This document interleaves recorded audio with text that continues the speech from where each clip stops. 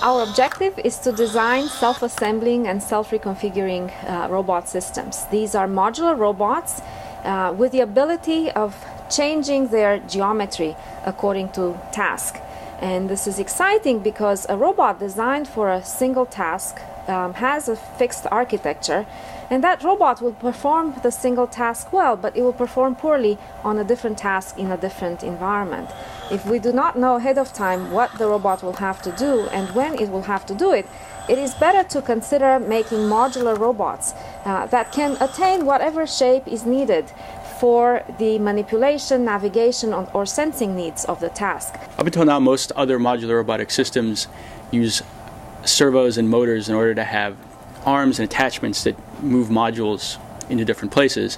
However, we wanted a simpler approach that uses fewer actuators, fewer moving parts, and was easier to implement on a lot of different robots. And so the approach that we chose is to use angular momentum. And essentially what that means is there's a spinning mass that spins inside of the robot.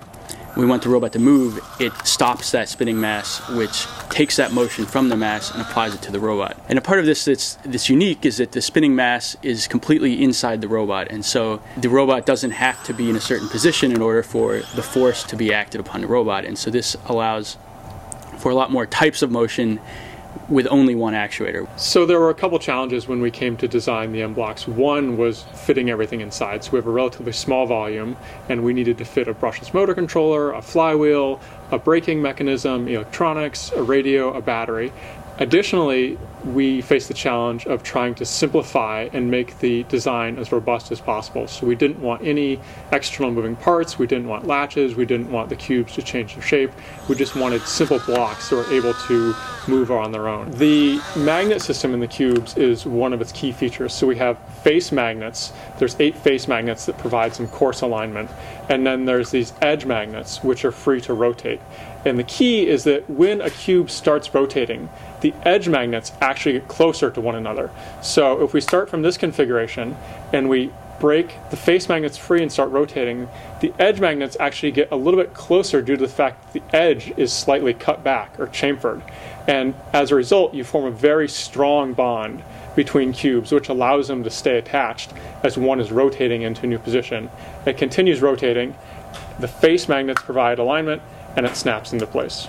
One other benefit of having an inertial actuator is that the cubes are able to jump, and this is a capability that very few robots have, and especially very few modular robots, because in order to jump, there's a requirement for a very high amount of energy in a very short amount of time. And most robots are optimized for control, stability, and precise motion.